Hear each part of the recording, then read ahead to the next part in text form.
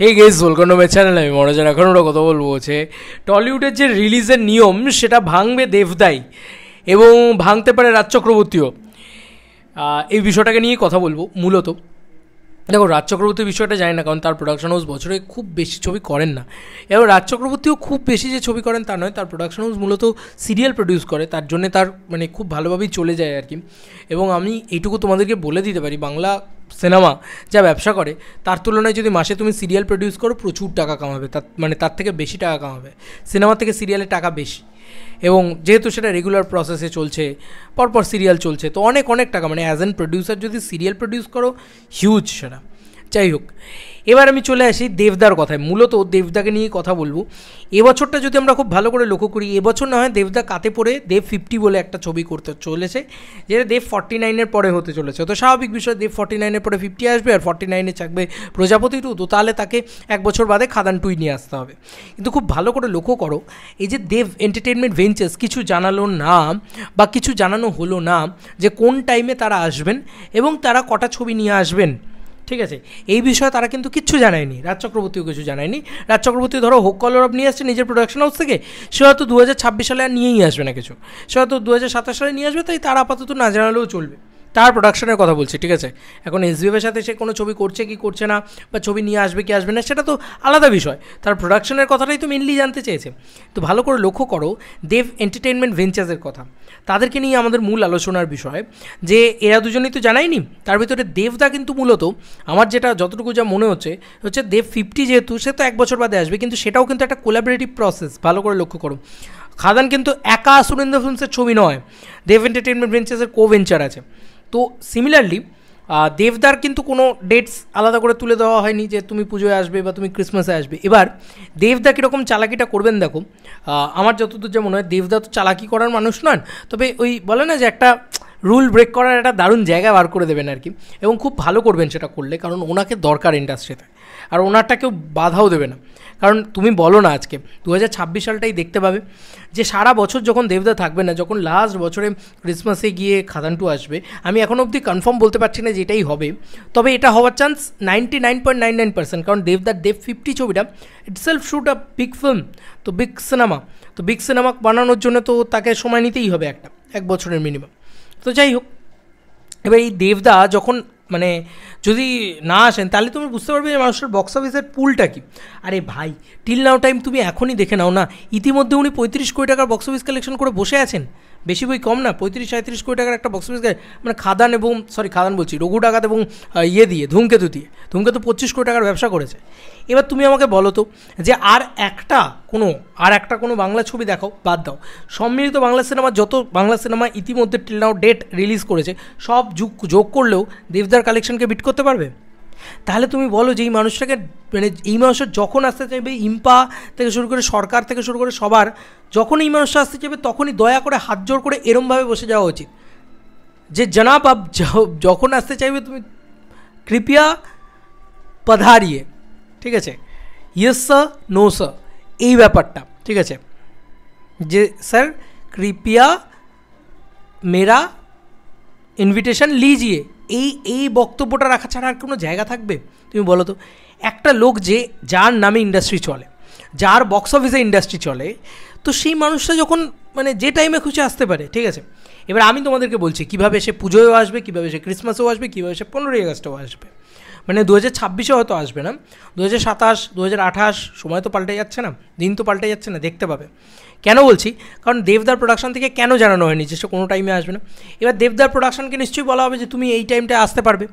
এবার দেবদার production house আজ অবধি কোনো সোলো ছবি করেই না, কোনো না কোনো প্রোডাকশনের সাথে মিলেই ছবি করে, হয় সেটা রানা সরকারের সাথে করে, হয় সেটা নাহলে সুরেন্দ্র ফিল্মসের সাথে করে, নাহলে এসবিএফের সাথে করে, নাহলে অন্য কোনো বাইরের প্রোডাকশনের সাথে করে, কোনো না কোনো প্রোডাকশনের সাথে জুড়ে ছবি করে।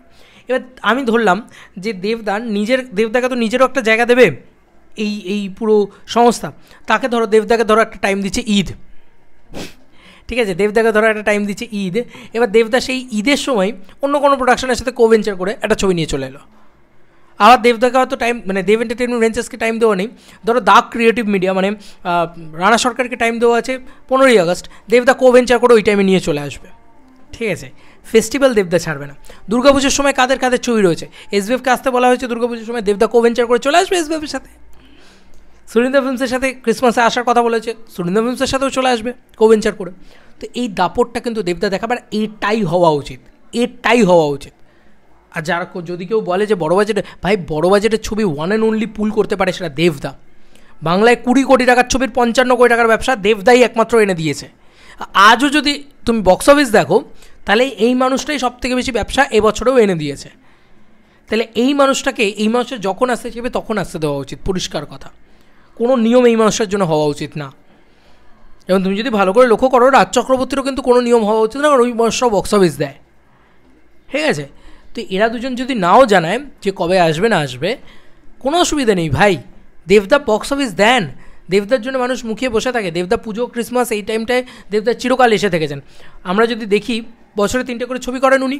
15ই আগস্টের টাইমটাতে উনি আসেন, নালে ঈদে আসেন, হয় ঈদ নালে 15ই আগস্ট, এই টাইমটাতে উনি আসেন, এবং দুর্গাপুজো এবং ক্রিসমাস, এই 3 টাইমে উনি আসেন। এখন যদি বলা হয় না না না না দুর্গাপুজোয় আসলে তোমার ক্রিসমাসে আসতে দেওয়া যাবে না, কানের গোড়ায় দেওয়া উচিত একটা ভাগ। দুর্গাপুজোয় আসবে দেবদা, ক্রিসমাসও আসবে দেবদা, ওই রকমভাবেই ভেঞ্চার করে আসবে আমার যতদূর যা মনে হয়। কারণ প্রোডাকশন, উনি অ্যাক্টারও, উনি প্রডিউসারও, তো ওনাকে আটকায় কার বাপের সাথ দিই।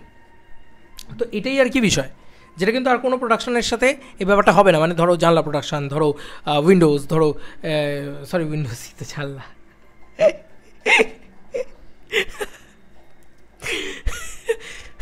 সরি আমার এত হাসি পেলো না, জানলা প্রোডাকশন, যাই হোক, Surinder films, SBF, what ever it is, camellia, দাগ, প্রত্যেকের কারোর কাছে কিন্তু এই অপরচুনিটিটা নেই যেটা দেবদা এবং জিদ্দার কাছে রয়েছে।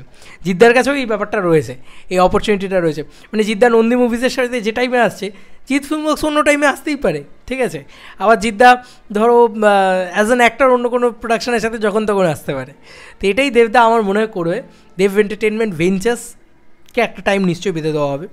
সম্ভবত 2027 সালের প্রথমার্ধে, মানে ঈদে সম্ভবত দেবদা আসতে চলেছেন চিরকুট বলে ছবিটাকে নিয়ে, যেটা রাহুল মুখার্জির ছবি সম্ভবত। আর সেই ছবিটা যদি 2027 সালের ঈদ টার্গেট করে আসে, তাহলে 2027 সালে কি টাইমলাইনটা হবে জানো? 2027 সালে ঈদ টার্গেট করে দেব এন্টারটেনমেন্ট ভেঞ্চার্স থেকে ছবি আসবে, কোভেঞ্চারে কেউ না কেউ একটা থাকবেই। যাই হোক, সেই ঈদে আবার লায়নও থাকতে পারে এসবিএফের পক্ষ থেকে, যেটা জিদ্দার ছবি, সেই ছবিটার সাথে মানে ভার্সেস হতে পারে। যাই হোক, এই দুটো তো হলো, এটা ম্যাসিভ জিনিসপত্র 2027 সালে দেখা যাবে আর কি। আবার 2027 সালের ঈদে নাকি শাকিব খানের তুফান ছবিটাও আসছে, তুফান 2 আসছে, যদিও ওটা কুরবানি ঈদ, আমাদের এখানে ঈদ উল ফিতরটাই মানা হয় প্রথমত। যাই হোক, তো এইটা একটা হতে পারে। এবার 2027 সালটাই তোমাদেরকে বুঝিয়ে দিচ্ছি। ধরো নায়কের বায়োপিক হলো বা হোয়াট এভার ইট ইজ, কোনো একটা ছবি দুর্গাপুজোর সময় আসছে, সেই ছবিটা কোনোভাবে কারোর সাথে একটা কোভেঞ্চার করে দেবদা আবার চলে আসবে, জানো তো, আসতে পারে। এবং দুর্গাপুজো দেবদা ছাড়া অসম্পূর্ণ, আমি বারবার মনে করি। 2026 সালে যদি উনি না আসেন দুর্গাপুজোয়, অসম্পূর্ণ দুর্গাপুজো কাটবে, এটুকু আমি তো একদম 200% মনে করি। আচ্ছা, 2027 সালে দুর্গাপুজো উনি কোনো না কোনোভাবে এলেন, একটা ছোটো ছবি নিয়ে যাভাবে হোক এলেন, এবং প্রধান 2027 সালের ক্রিসমাসে আসবে। কাদের সাথে আসছেন উনি? বেঙ্গল টকিজ। বেঙ্গল টকিজকে কোন টাইম দেওয়া হয়েছে? ক্রিসমাস। বললাম না, অন্য যে কারোর সাথে কোভেঞ্চার করে উনি যখন তখন চলে আসবেন, এটাই উনি পারবেন, যেহেতু উনি অ্যাক্টর কাম প্রডিউসার, ঠিক আছে? এবং বাংলার ওয়ান অ্যান্ড অনলি দ্য বাদশাহ, দ্য বক্স অফিস বাদশাহ, এটা মানতে হবে। তো এই কারণে উনি পারবেন এটা করতে, এটুকু আমার বলার ছিল। এবার আমি এতে কোনো অন্যায় দেখি না। আরে ভাই শোনো, দিনের শেষে কী চাই? বাংলা ছবির বক্স অফিস চাই। তো এই মানুষটা ছাড়া তো অসম্ভব, এই মানুষটা ছাড়া তো অসম্ভব বাংলা ছবির বক্স অফিস দেওয়া। 25+10 35 কোটি টাকার একটা বক্স অফিস কালেকশন নিয়ে এই মানুষটা এই বছরে বসে আছে। তুমি বলো তো, সব কটা বাংলা ছবিকে জোড়ো, যতগুলো বাংলা ছবি এসছে সব কটা বাংলা ছবির কালেকশন জোড়ো, দেখবো কীরকম 35 কোটি টাকার বক্স অফিস কালেকশন হয়। হয় না, হয় না, হয় না, হয় না, হয় না। আরে এত সোজা নয়। কেউ নিজের নামে তো 35 কোটি টাকা দিতেই পারে না টার্ন ওভার, ছেড়ে দাও। দেবদা ওয়েট ফর ইট, এখন প্রজাপতি 2 আসা বাকি রয়েছে। এবছরই তো 3টে ছবি দেবদার। দেবদা কোনো দিনই ওই কথা শুনবেনও না, ওই রকমভাবে এও হবে না।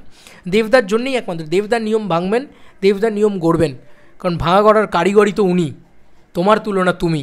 চলো বন্ধুরা, নতুন কোনো ভিডিওতে দেখা হবে, ব্যাপারে।